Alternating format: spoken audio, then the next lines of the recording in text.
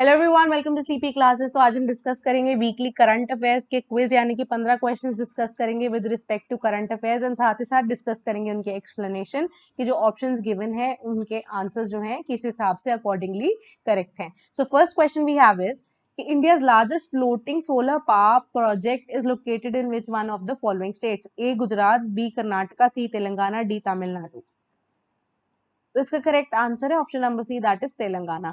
तो 1 जुलाई 2022 को रामगुंडम यानी कि तेलंगाना में फाइनली 100 मेगावाट का जो फ्लोटिंग सोलर पावर प्रोजेक्ट है वो फुली फंक्शनल हो गया है। यानी कि बहुत सारे डिफरेंट डिफरेंट पार्ट्स में इस प्रोजेक्ट को लॉन्च किया गया था, बट फाइनली ऑन जुलाई 1 2022 ये 100 मेगावाट का जो प्रोजेक्ट है ये ऑपरेशनल हो गया है।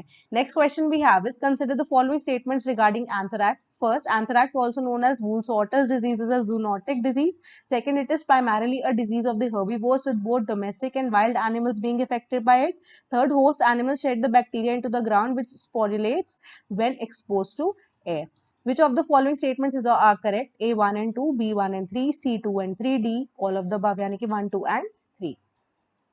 तो इसका करेक्ट आंसर है ऑप्शन नंबर डी, यानी कि तीनों स्टेटमेंट्स बिल्कुल सही हैं। एंथ्रैक्स का अगर हम नाम देखें तो एक और नाम भी है यहाँ पे दिया गया, दैट इज वुल्सॉटस डिजीज तो दिया ही है। इसके अलावा हमें मैलिग्नेंट पॉस्ट्यूल भी दिया गया है। रॉड शेप बैक्टीरिया होते हैं जिससे स्प्रेड होता है, उसका क्या नाम है? Bacillus anthracis. एंड ये सॉइल में ऑलरेडी प्रेजेंट रहता है, बट अगर हम देखें तो ये डिजीज कौन सी है? प्राइमरली हर्बीवोर्स एनिमल्स में ही होती है, यानी कि डोमेस्टिक एंड वाइल्ड एनिमल्स दोनों इससे अफेक्टेड रहते हैं। एंड ये जूनोटिक डिजीज है, यानी कि ह्यूमंस में इजिली स्प्रेड हो जाती है फ्रॉम एनिमल्स इटसेल्फ। तो वर्टिब्रे वाले एनिमल्स होते हैं, यानी कि उनकी बैकबोन होती है। ठीक है। एंड ये जो डिजीजेस हैं इट कम्स इन कॉन्टैक्ट, यानी कि जब एनिमल्स जो है इन्फेक्टेड एनिमल्स है अगर ह्यूमंस के साथ कॉन्टैक्ट में आ जाते हैं तो ये इजीली जो है अगर हम कहें डिजीज स्प्रेड हो सकती है into the humans itself. Domestic and wild animal जो है they can also get affected अगर वो ब्रीद इन भी कर लें या इंजेस्ट भी कर लें इन सारे स्पोर्स को, क्योंकि हमें पता है कि सॉइल, वाटर या प्लांट में ऑलरेडी ये प्रेजेंट रहते हैं। तो ये बैक्टीरिया जो है ये वहाँ पे स्पोर्स की फॉर्मेशन कर लेते हैं। So until unless they come in contact with a person या फिर कोई ह्यूमन ऐसे जो कि जिसको ये अपना होस्ट बना सके, अंटिल अनलेस टिल देन ये क्या करते हैं, सब्सिक्वेंटली ये स्पोर फॉर्मेशन के साथ साथ मल्टीप्लाई यानी कि जर्मिनेट होना शुरू कर देते हैं। एंड जो हाउस फ्लाइज की या फ्लाइज की बात करते हैं ये भी also it plays a significant role कि ऐसे डिजीजेस की ब्रेकआउट हो सके, यानी कौन सी disease? Anthrax disease. Next question we have is कि जो ओशन की या स्टेट ऑफ ओशन रिपोर्ट है is released by which of the following? A UNEP, B WEF, C UNESCO, D WB. तो इसका करेक्ट आंसर है option number C, that is UNESCO. तो UNESCO ने स्टेट ऑफ ओशन रिपोर्ट को compile किया है, यानी कि वर्ल्ड के जितने भी ओशंस हैं उनकी अप टू डेट इंफॉर्मेशन है, पोल्यूशन से लेके बायोडाइवर्सिटी तक। एंड साथ ही साथ उनके ऊपर पॉलिसी भी बनाई जाएगी, साथ ही साथ उनकी प्रोटेक्शन यानी कि ओशन की प्रोटेक्शन की बात हो रही है एंड सस्टेनेबली उनके ऊपर प्लान भी किया जाएगा। एंड यूनेस्को ने इसे रिलीज किया था। Next question we have is, with reference to maize disease, consider the following statements. First, these are caused by parasitic mites and affect animals such as dogs, camels, foxes. Second, animal to human transmission of the disease is not known. Which of these is correct? A 1 only, B 2 only, C both 1 and 2, D neither 1 nor 2. तो इसका correct answer है option number ए की first statement बिल्कुल correct है। अब जो मेज disease है हमने नेचुरली अगर आपने देखा होगा कि हमारे पास जो आसपास हम देखते हैं कई बार कि जो स्ट्रे डॉग्स होते हैं उनकी जो स्किन है उसमें बहुत ज्यादा जो फर है वो गिरनी शुरू हो जाती है, हमें डायरेक्टली स्किन दिखना शुरू हो जाती है, दैट इज बेसिकली मेज डिजीज। तो मेज डिजीज जो है एक तरह की स्किन कंडीशन ही होती है cause by Demodex SPP dot. ठीक है। एंड ये स्पेशीज या स्पीशीज ऑफ माइट्स रहती हैं। एंड ये रिसेंटली न्यूज में क्यों आई? क्योंकि राजस्थान की जो वाइल्ड लाइफ कंजर्विस्ट है उन्होंने क्या नोटिस किया कि जो वहाँ की डेजर्ट फॉक्सेज है उनको मेज हो गई है। ठीक है। एंड मेज डिजीज का जो है इस वजह से क्या हो रहा है, उन्हें लॉस ऑफ फर हो रहा है। तो अब इसमें जो फर्स्ट स्टेटमेंट है वो करेक्ट है। सेकंड स्टेटमेंट करेक्ट इसलिए है क्योंकि वी ऑलरेडी नो कि ये ट्रांसमिट हो सकती है टू द ह्यूमंस। तो दो तरह के माइट्स है, कौन से that is sarcoptic mites and demodectic mites, जिस वजह से क्या हो सकता है ये ह्यूमंस में इजीली ट्रांसमिट हो सकती है, यानी कि पेट से एक ओनर में इजीली ट्रांसमिट हो सकती है। Next question we have is, with reference to Hubble space telescope consider the following statements. First, Hubble currently sits in the Earth-Sun Lagrange point L2. While Hubble can see the equivalent of toddler galaxies, the James Webb Space Telescope will be able to see the baby galaxies. Which of the statements are correct? A 1 only, B 2 only, C both 1 and 2, D neither 1 nor 2. तो इसका correct answer है option number B, यानी कि हमारी statement number 2 is only correct, क्योंकि जो statement number 1 है it is incorrect. अब जो हबल है, या जब हम बात कर रहे हैं हमारी जेम्स वेब की बात कर रहे हैं, दोनों ही अब नासा के द्वारा जो है अगर कहें टेलीस्कोप बनाए गए हैं। तो जो हबल है जब हम उसकी बात कर रहे हैं कि अगर वो L2 पे बैठेगा, so how will it rotate the earth, क्योंकि हबल का काम क्या है कि वो अर्थ को रोटेट करेगा, ऑर्बिट करेगा। सो लैग्रेंज इज अ पॉइंट। तो अब क्या होगा, फाइनली जो हबल है वो 570 किलोमीटर्स पे ऑल्टीट्यूड पे जो है अर्थ को नोटिस करेगा, अर्थ को प्रॉपर तरीके से ऑर्बिट करके सारी की सारी इंफॉर्मेशन गैदर करेगा। वेरएज जो हमारे पास वेब टेलीस्कोप है वो लैग्रेंज पॉइंट अर्थ और सन के बीच में जो L2 कंसिडर किया जाता है, जो 1.5 मिलियन किलोमीटर अवे है, ये वहां पे स्टेशन किया जाएगा। अब स्टेटमेंट 2 करेक्ट क्यों है, क्योंकि जो हबल है it was equivalent to toddler of galaxies, और जो वेब है वो बेबी गैलेक्सीज को देखेगा, क्योंकि जो वेब है वो एक इंफ्रारेड टेलीस्कोप है, यानी कि डिफरेंट वेवलेंथ्स पे जो बहुत सारी डिम हमारे पास सेलेस्टियल ऑब्जेक्ट्स हैं हमारे स्पेस के अंदर, उसको वो इजीली देख पाएगा। Next question we have is with reference to weaver ants consider the following statements. First, the nest of the weaver ants are strong enough to withstand wind and are impermeable to water. Second, they are recognized as biological control agents in tropical crops as they are able to protect a variety of crops. Which of the statements given above is are correct? A 1 only, B 2 only, C both 1 and 2, D neither 1 nor 2. तो इसका correct answer है option number C, both the statements are correct. जब हम Weaver and की बात कर रहे हैं, रेड वीवर एंड की बात कर रहे हैं, उसका दूसरा नाम क्या है, काय। साइंटिफिक नेम देखे तो ऑसिफिलिया समैगडिना, ठीक है। और ये कंस्ट्रक्ट करते हैं नेस्ट कौन से, कहाँ पे, जहाँ पे वो होस्ट ट्री में जहाँ पे रह रहे होते हैं वहीं के ही लीव्स को यूज करके कंस्ट्रक्ट करते हैं अपने नेस्ट। और वो इतने स्ट्रांग होते हैं कि वो विंड को, या अगर हम कहें वाटर को, अंदर एंटर नहीं करने देते, यानी कि बहुत स्ट्रांग है। एंड साथ ही साथ प्रेडिटरी हैं ये जो रेड एंड्स रहती हैं या काइज जो हैं, सो यानी कि कार्निवोर्स हैं। तो एक तरह से बायोलॉजिकल कंट्रोल एजेंट्स इनको हम कंसिडर करते हैं क्रॉप्स के लिए as an alternative to chemical insecticides, क्योंकि बहुत सारे इंसेक्ट्स को ये खुद ही due to their carnivorous nature खा जाती हैं। सो इंसेक्टिसाइड्स की वहां पे जरूरत नहीं होती। Next we have is consider the following statements. First, global assessment report on biodiversity and ecosystem services was released by the Intergovernmental Science Policy Platform on Biodiversity and Ecosystem Services. Second, the World Network of Biosphere Reserves is created by UNEP. Third, the Nilgiri Biosphere Reserve is designated as the first biosphere reserve in India. Which of the statements are correct? A 1 only, B 1 and 3, C 2 and 3, D all of the above. तो इसका correct answer है option number B, यानी कि we have the first and third statements which are correct. तो हमारी जो global assessment report है biodiversity पे, वो कौन बनाती है, intergovernmental science policy platform of biodiversity and ecosystem services. जो नीलगिरी बायोस्फीयर रिजर्व है उसको डेजिग्नेट किया था first biosphere reserve in India 1986 में यूनेस्को के द्वारा, और वो तमिलनाडु, कर्नाटका एंड केरला से होके निकलती है। वेराज जो वर्ल्ड नेटवर्क बायोस्फीयर रिजर्व है इसको क्रिएट किया था 1971 में, किसके द्वारा, यूनेस्को के द्वारा। Next question we have is कि snake island recently is seen in news is located in A Baltic Sea, B Black Sea, C Caspian Sea, D Mediterranean Sea. तो इसका करेक्ट आंसर है ऑप्शन नंबर बी कि snake island is recently, या आप कहें it is located in black sea. तो map आपको दिख रहा होगा, एंड यूक्रेन के अंडर आता है ये island.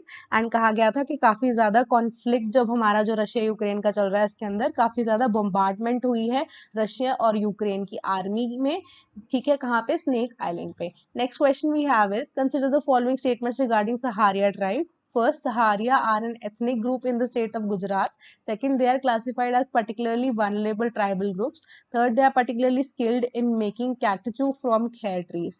Which of the above statements are correct? A 1 and 2, B 1 and 3, C 2 and 3, D all of the above.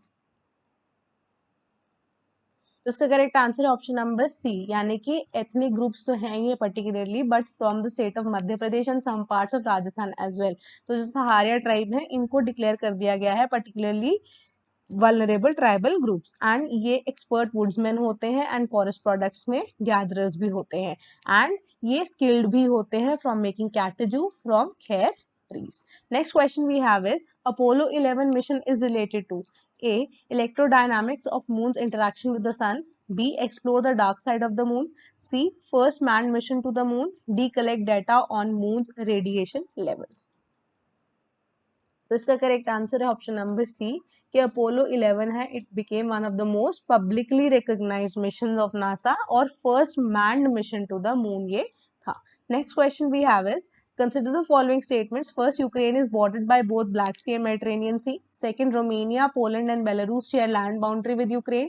Third, Strait of Gibraltar can be accessed through a narrow passage via Ukraine. Which of the following statements are correct? A 1 and 2, B 2 only, C 2 and 3, D 1 and 3.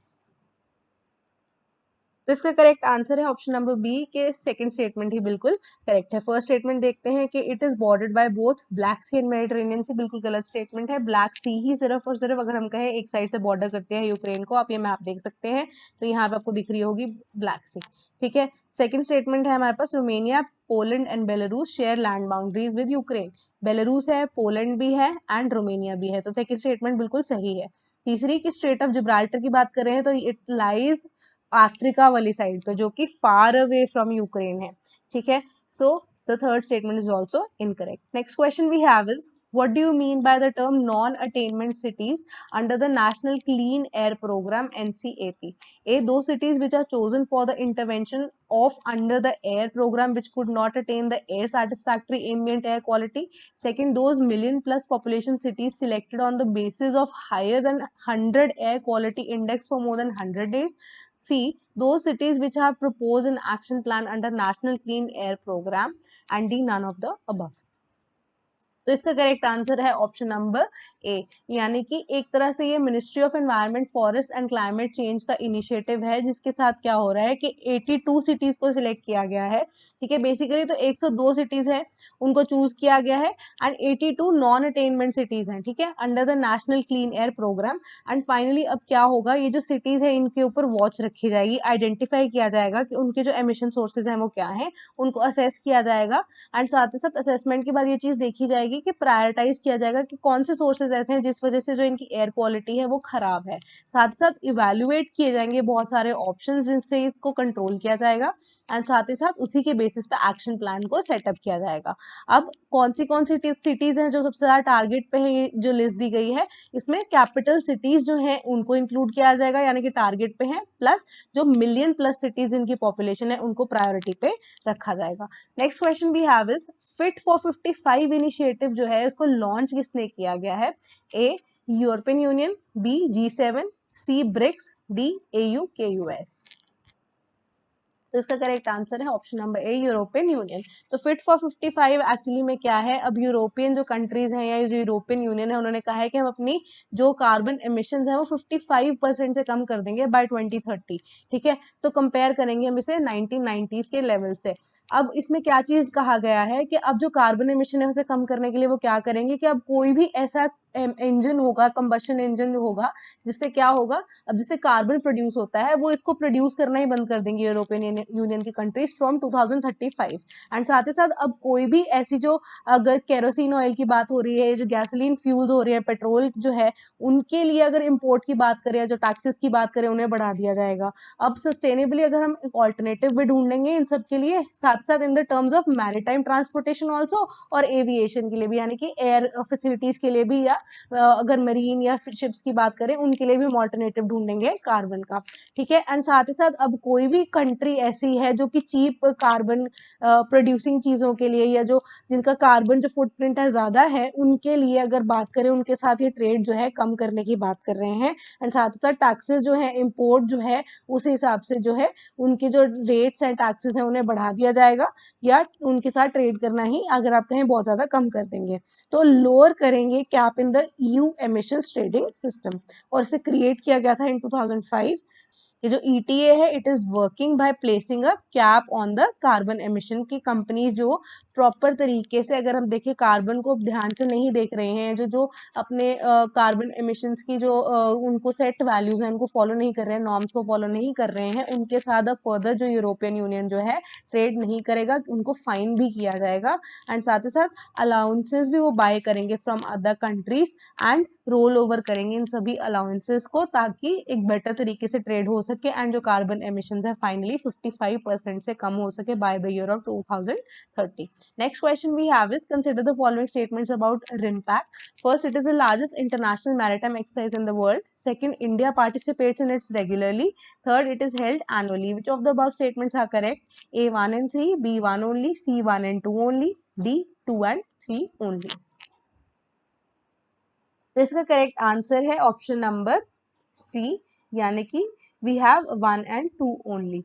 कैसे? क्योंकि अब ये largest international maritime exercise in the world है, यानी कि USA से conduct कराती है और इंडिया इसमें इजीली या रेगुलरली पार्टिसिपेट भी करती है. वेराज ये एनुअली नहीं होता, यानी कि बाइनली होता है. ठीक है, 2 साल में एक बार ये प्रैक्टिस कंडक्ट की जाती है. US led multilateral naval exercises का क्या नाम है? RIMPAC. क्या नाम है इसका? ये फुल फॉर्म भी हो सकती है rim of the Pacific exercise which is also known as RIMPAC. और इंडिया में कौन सी जो नेवी के जो अगर आप कहें इक्विपमेंट्स के शिप्स की बात कर रहे हैं हम, फ्रिगेट जिसमें हम INS Satpura and P81 LR एमसरस हमारे जो एयरक्राफ्ट है उसे हम यूज करेंगे एट पर्ल हार्बर इन हवाई.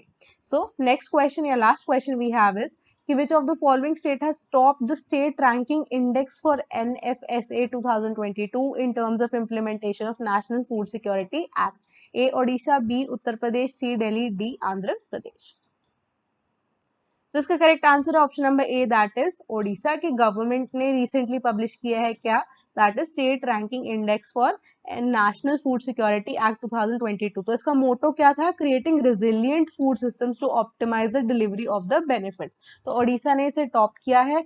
ठीक है, एंड क्यों? क्योंकि जो हमारे यहाँ पे ऑप्टिमाइज करनी थी ना हमने डिलीवरी ऑफ द बेनिफिट्स, तो क्योंकि ओडिशा में राशन शॉप्स की जब हम बात कर रहे हैं उनकी तरफ से जो मोटो है उसे फुलफिल किया जा रहा है, इसलिए ओडिशा ने ये प्राइज जो है वो जीता है. सेकंड पोजीशन है उत्तर प्रदेश की एंड लास्ट या थर्ड पोजीशन हमारे पास है ऑफ आंध्र प्रदेश. सो आज के लिए इतना ही. Thank you so much.